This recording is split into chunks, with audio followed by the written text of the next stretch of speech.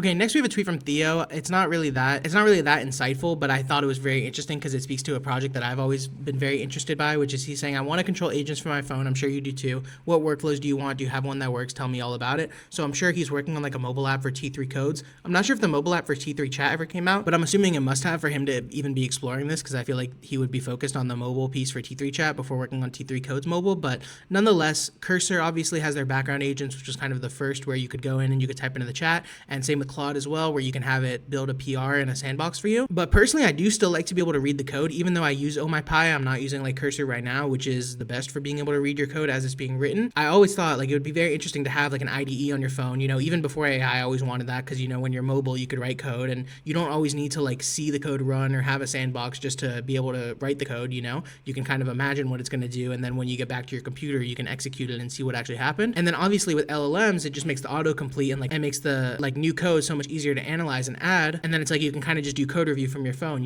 where the GitHub UI is horrible for that. And I don't know if there's a much better mobile even code review experience yet, but definitely if I had to predict into the future, if I had to like make an investment, that would definitely be something I would invest in for the future. I don't think people are going to move away from reading the code. I could be wrong. It may be something where it's like with compilers, we've moved away completely from reading like the assembly code that gets written or whatever. But in terms of like the TypeScript that gets written, I feel like personally like that's still very important to know, and especially like when you're focused on one company, which I believe in a lot, especially in the age of AI, because you can go deep instead of going wide with multiple projects. Just building that mental model of your code can be done from your phone, in my opinion. So pretty interesting. And Mateo, who's a contributor to Node, is saying tmux plus SSH is all I ever need, which is pretty funny.